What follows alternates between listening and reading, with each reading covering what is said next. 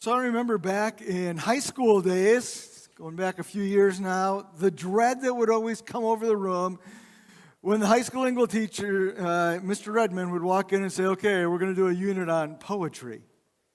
And I don't know how you all felt about poetry, but for some reason it's like, oh no, we're going to be dealing with all of these, literary elements, meter and rhyme and metaphor and imagery.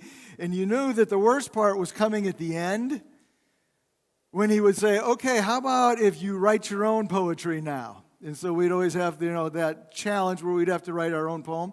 The good news is that none of the poetry that I actually wrote has survived. So you won't be hearing any of that as we start this next series on poetry. What I failed to realize, though, and maybe as I've matured, is that poetry is really kind of cool. Because poetry is like artwork with words.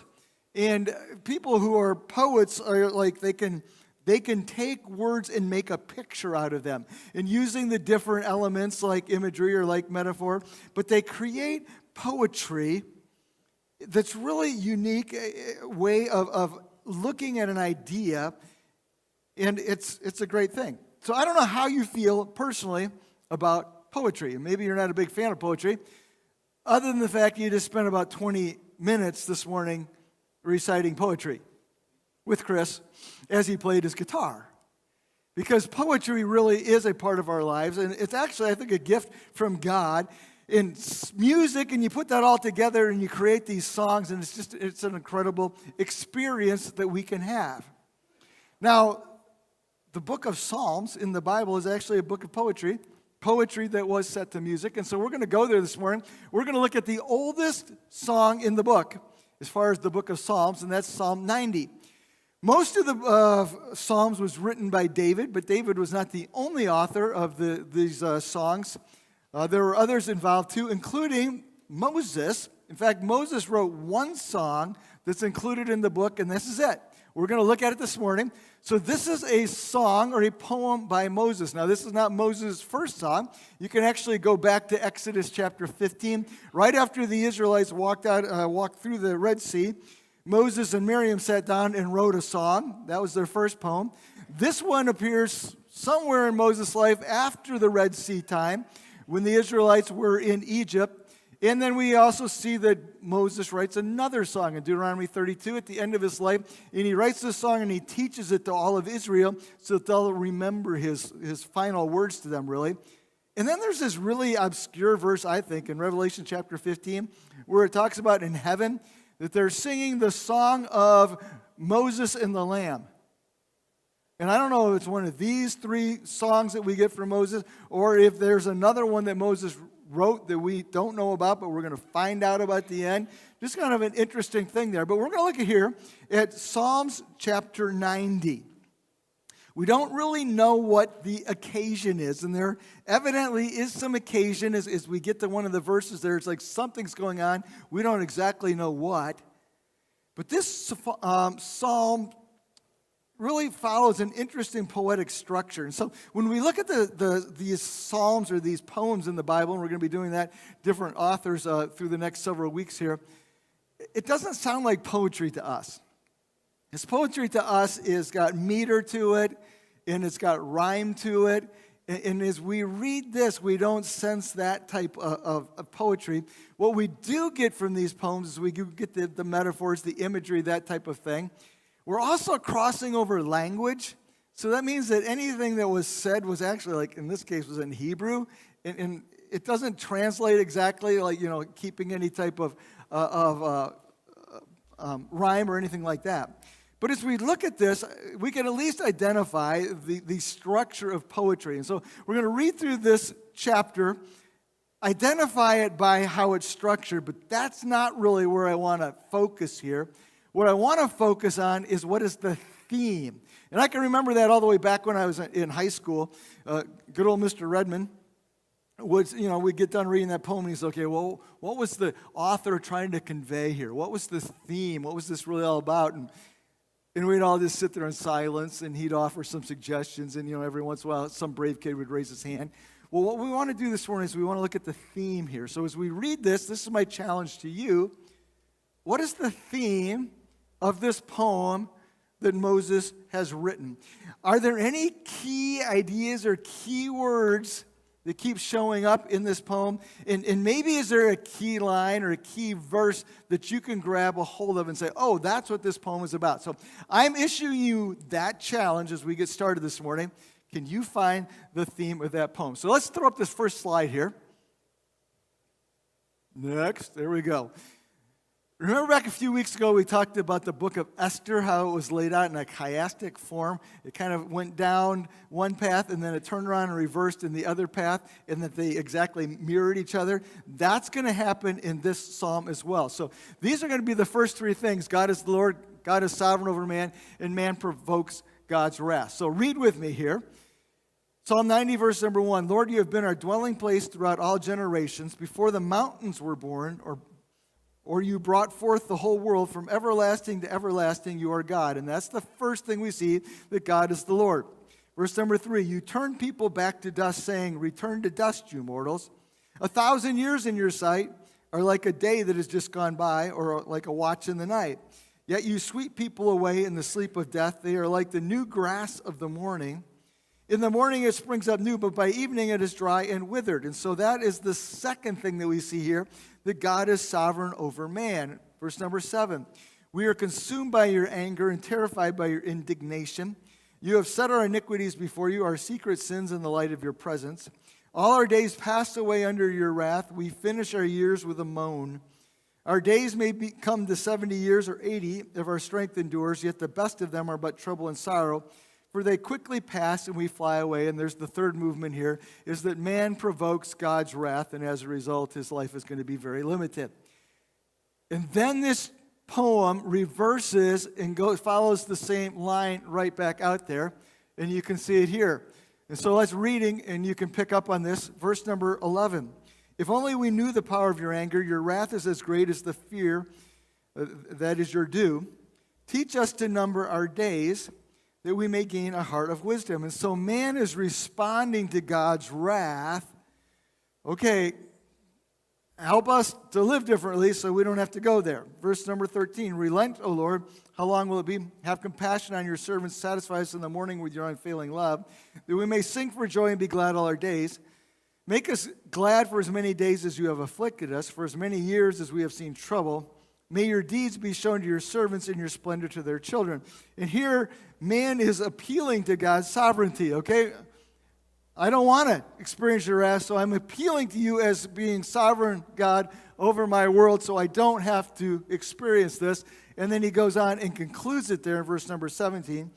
May the favor of the Lord our God rest on us. Establish the work of our hands for us. Yes, establish the work of our hands.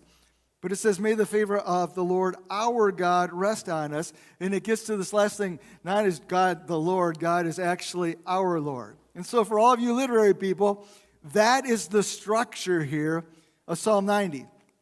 But we're going to set that aside now. And we're going to talk about this practically and say, okay, what is the theme, though, of this poem? What was the phrase, or what were the words that popped up several times, or maybe what was the key verse or the key line? Did you find anything as we went through there? Let me suggest one answer. How about the phrase, our days? You see that in verse number 9. You see it in verse number 10. You see it in verse number 12. You see it in verse number 14. And then you get a variation of it in verse number 15, just days, not our days. But this idea of our days, our days, our days, our days just keeps coming up. And if you had to pick a key line out of this poem, what would you pick? Here's what I've picked, and it's this: teach us to number our days. Teach us to number our days. This is a poem about our days. This is a poem about our lives in the context of time. And this is a poem about time. And time affects us all. And so really, this is a poem for us. Time affects all of us. Think about that. The number of times that you actually check your watch during a day. Somebody's done a study of that, and I forget what I read. It's like some incredible number. In fact, some of you have already checked your time here in the service to say, okay, he's got 20 minutes. I hope he's going to keep moving along here.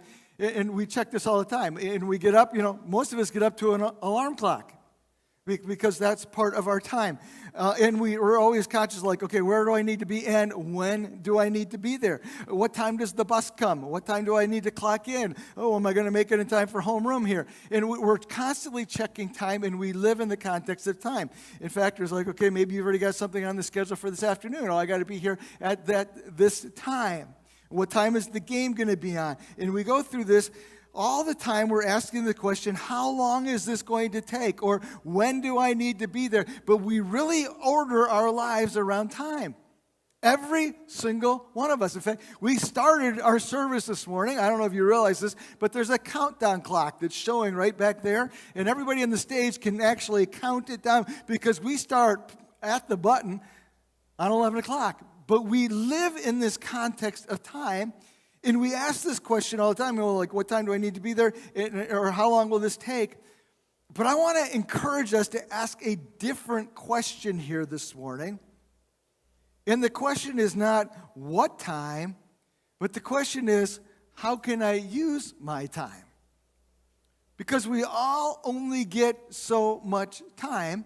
And the question is, how do I use my time more effectively? Sometimes we're like, well, how can I find more time in my day? I got bad news for you. You can't. You only get those 24 hours. You only get those 86,400 seconds. That sounds impressive, doesn't it? But that's not the question. How can I find more time in my day?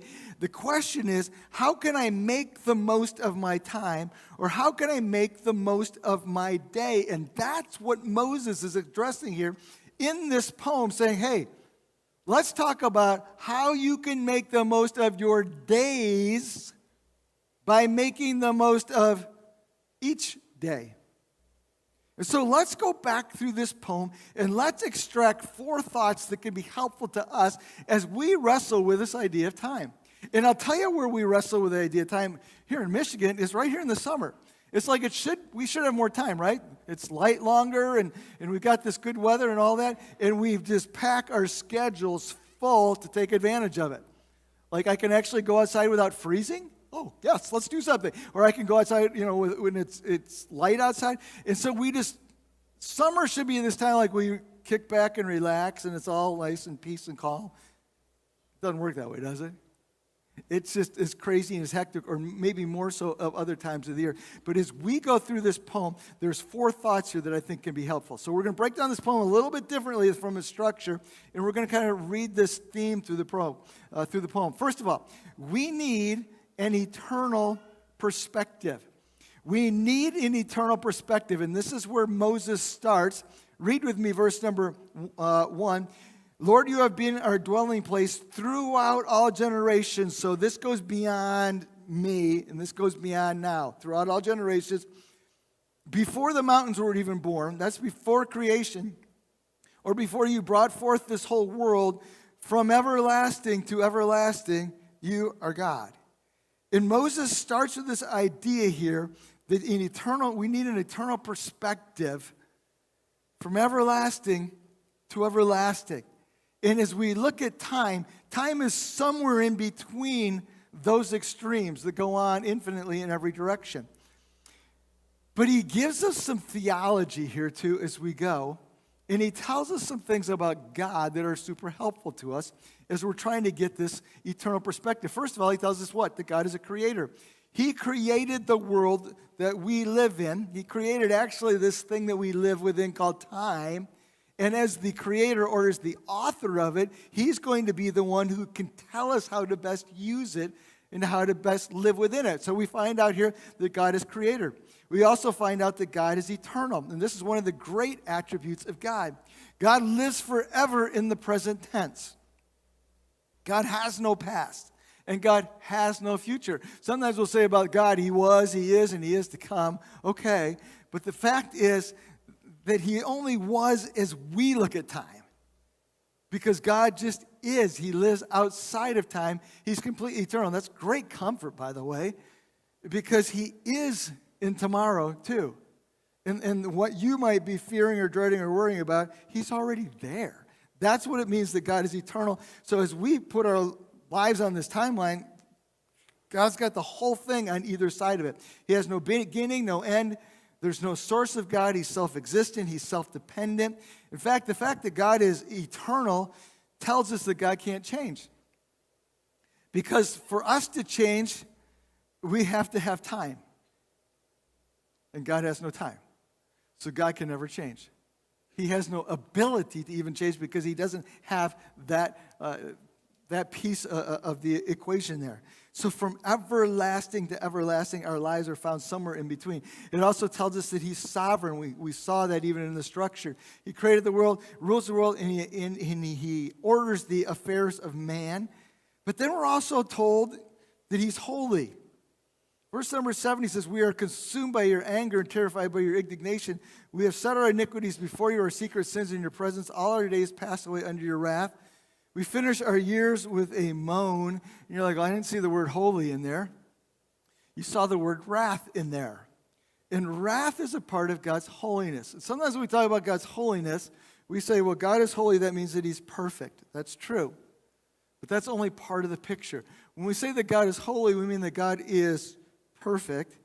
We also mean that God is separate, or he's the completely other from. God is unlike us. Nature. And so he's the holy other one. And we can add to that his majesty, and we can also add to that his wrath. And God's wrath is actually part of God's holiness. And we often think, well, wrath, that's where God gets angry. And we see that in these verses here. But wrath is bigger than that. Wrath is the fact that God says, this is who I am, and anything that's contrary to who I am can't stay here, can't keep existing. And God's wrath is his pushback against anything that's contrary to his nature. Now, there's anger involved in that because God's angered by that, but his wrath is part of his holiness. And so, as Moses writes this poem, he says, no, God is holy too. And then I skipped over this, but in the very first part of the verse, it says that God is personal. He says what? He is our dwelling place. Now, it's interesting to me, as this was written and these Hebrews were wandering around the wilderness, they were very transient. They were picking up and moving from one place to the next place, to the next place, to the next place, and they didn't really have a place where they settled down that they could call home. And God says, oh, you don't need that because I will be your home. I personally will be your home. I will be the person. I mean, if you need someplace to lock in and be secure, you need a foundation, that's who I am. And so we get this theology lesson here, which gives us some insights to this eternity idea. And then we get a lesson in anthropology, a little bit about man. And what do we see about man as we go through here? We see that man is finite. He's like a speck in the universe. You turn people back to dust. That's all we are. 1,000 years in your sight are like a day that has just gone by or a watch in the night. We are very limited people. Our lives are just this little tiny piece. We're just this little speck in the universe, and we fill up this little tiny place on the timeline when you put it in perspective of eternity. And so we find that man is finite. We also find that man is fragile. In verse number 5 and 6, we have some metaphor here in this poem, but is what? Is man's like grass.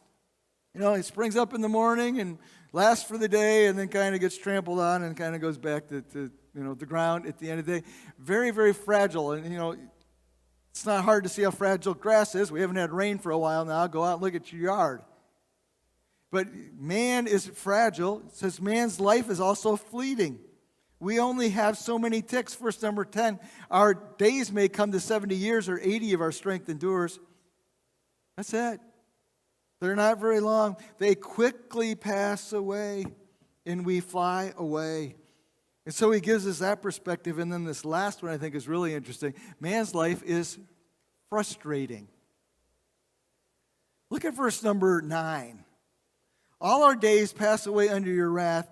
We finish our years with a moan. Or you could put the word sigh in there. we finish with a, that was hard. Or we finish with a, I don't know if that really even mattered. Or we finish with a, wish I would have done that better. But that's how life is so many times. We get to the end, and even we can get to the end of a day, and sometimes like, that wasn't a great day. And so many people, mankind, get to the end of the day, and it's like, what was that all about? And so we have this perspective where we're comparing God and we're comparing man, and the question is like, okay, this is depressing. I'm only going to be here for a few days, for a little bit. In fact, like a day is like 1,000 years to you, so that's not very long in the whole eternity picture. I'm pretty fragile, and I know that, and, it's fleeting, and I'm just frustrated all the time anyhow, and boy, this is depressing. And Moses is like, no. This isn't depressing. This isn't to give you despair. This is to say that if you'll take your life and put it in context of God's character, it will have meaning. And you can take the finiteness, you can take the fragility, you can take the fleetingness, you can take the frustration, and you can move past that because we have a God who is holy and eternal and sovereign, and that's what gives meaning to your life. And so as we look at this idea of how do we manage time, we need this eternal perspective because it leads to the next thing, which is what? It leads to our everyday, it leads to our earthly priorities. And that's where we come to the key verse, which says what? Teach us to number our days that we may gain a heart of wisdom.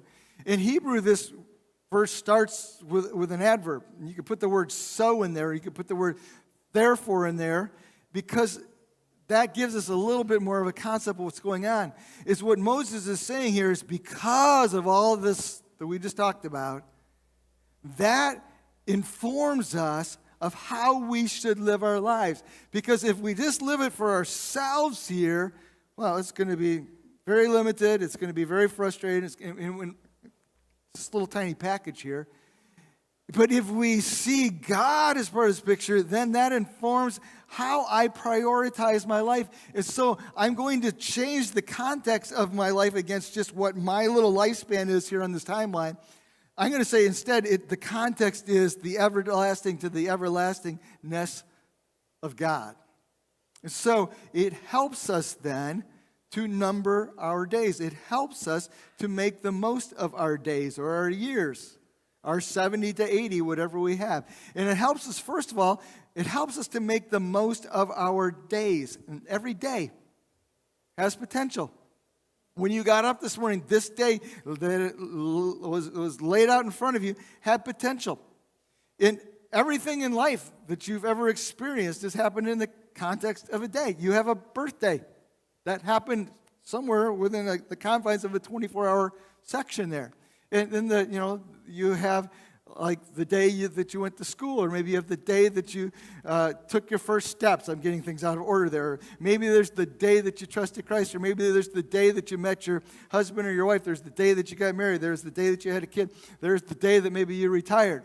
But everything that we have is in the context of a day. And so the challenge here, Moses is saying, hey, teach us to number our days, but to realize that every day has potential beyond that day because of the eternality of God. So we need to make the most of our days because as we make the most of our days, that makes the most of our lives then. And so we make the most of our days, though, by learning to pack our days well. And so we could read the verse that way, too. We make the most of days by making the most of our moments. Every day needs to be used, managed, invested in well, so that every moment counts. I was thinking back several years ago, our daughter Allie moved out to California. She'd met the guy that she wanted to marry, and she was moving out there because he lived out there, and she left. But I remember we tried to pack up everything that we could get that was hers, and we put it into her Ford Focus.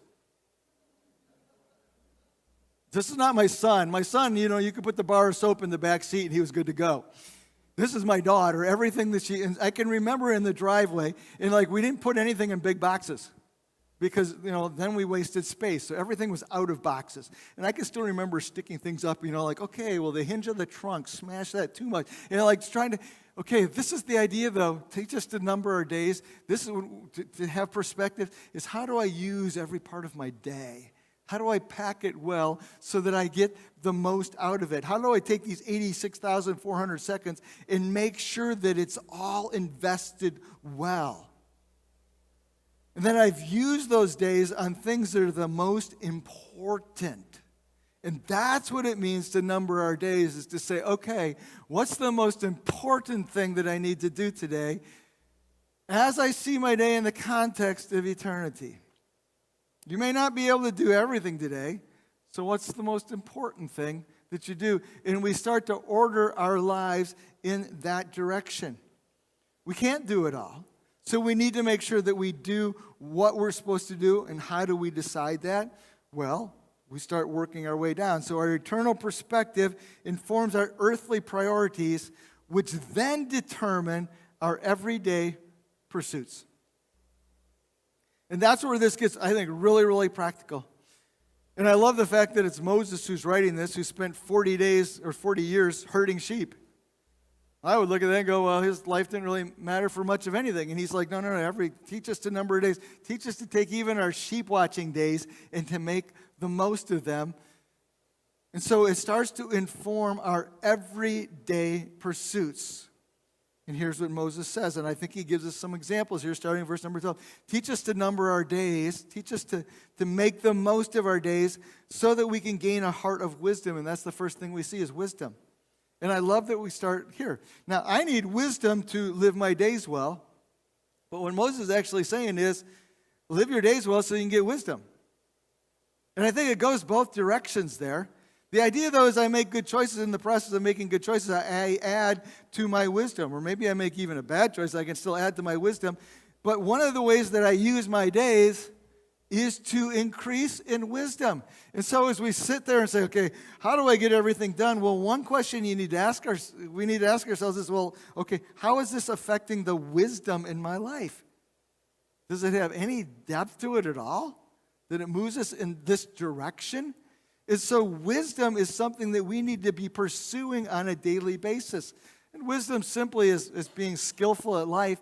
But if you want to make the most of your day, it's like, okay, how can I grow in wisdom today? Secondly, another way to make the most of your day, you look at verse number 13, relent, Lord, how long will it be? And that's why we think this has some specific event that this is surrounded around. We just don't know what it is. But he says, have compassion on your servant.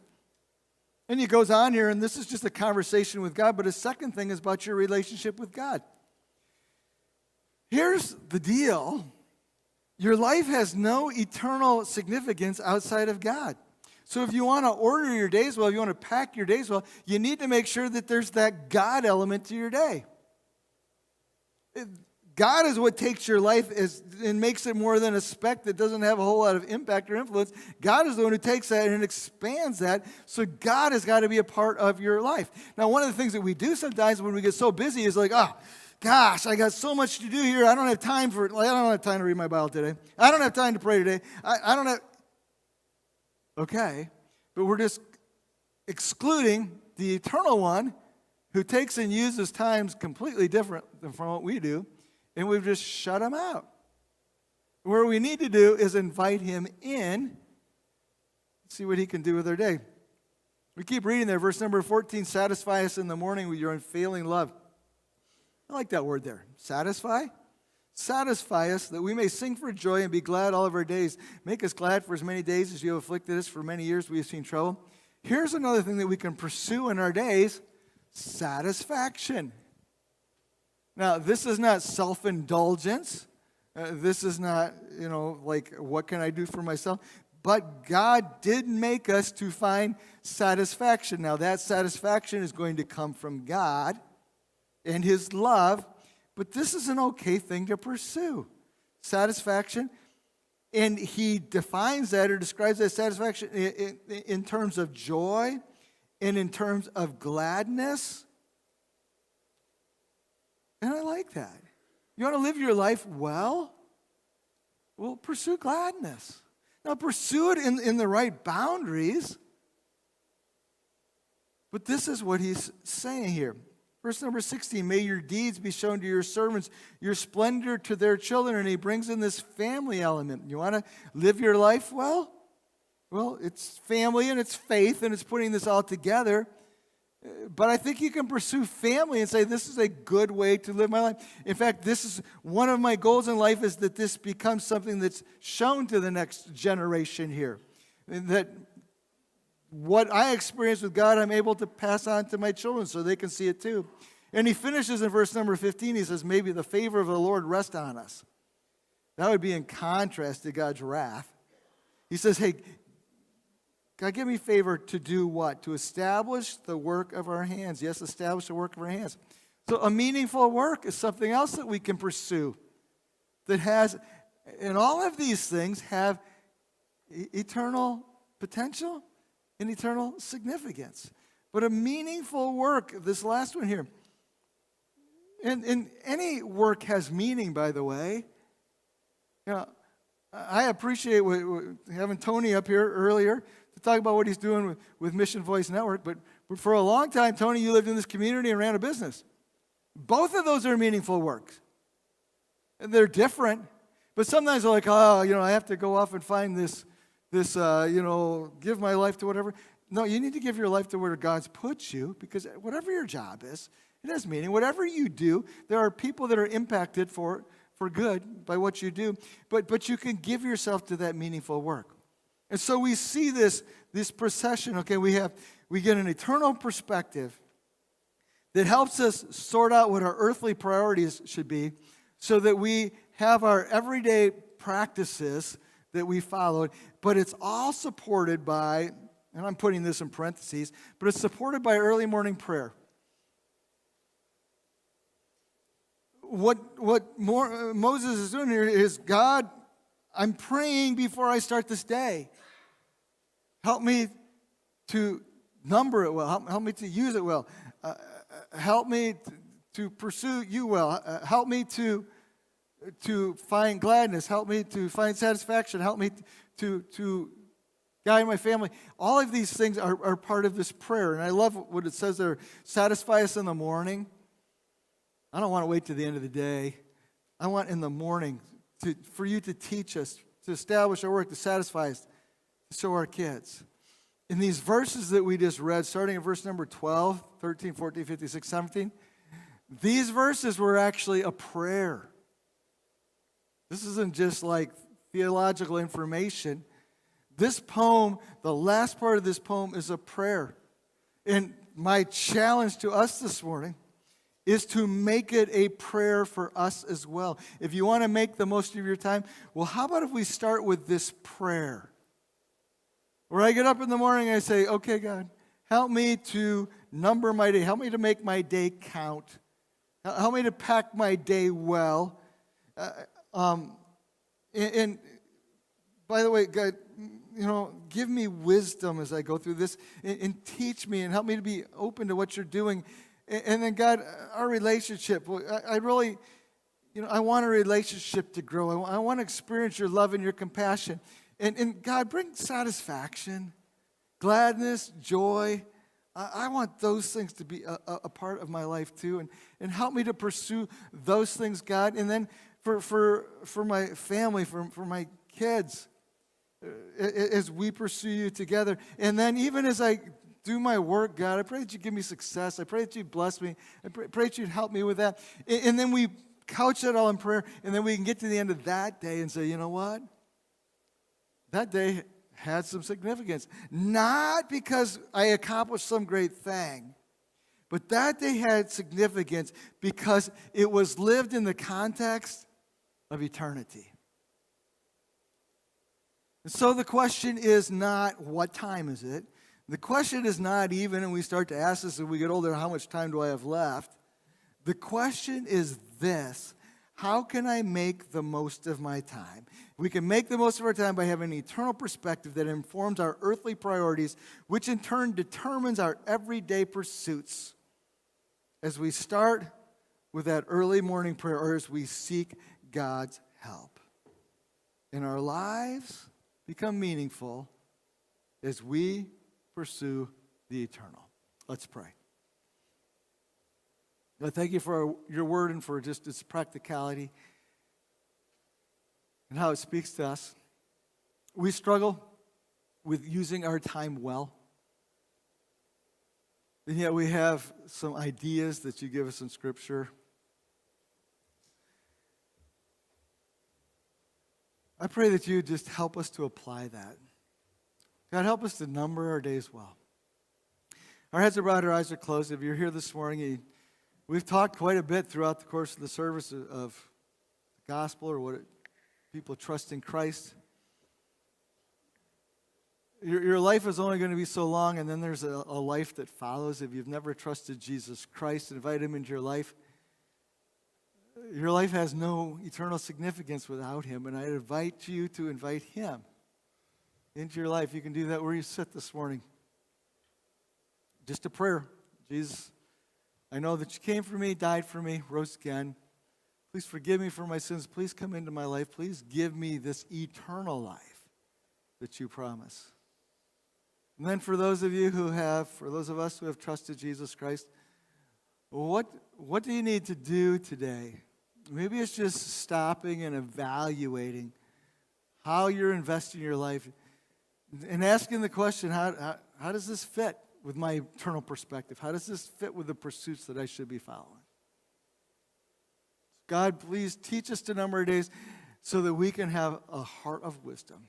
We pray this in the name of Jesus. Amen.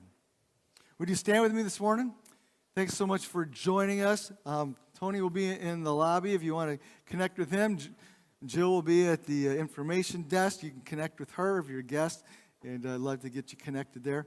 And it's great to see you. Go out there and enjoy the great day today, and we'll be back next week to talk about our second poet, Deborah, in Judges chapter 5 if you want to get a head start on that. God bless you. Have a great day. You're dismissed.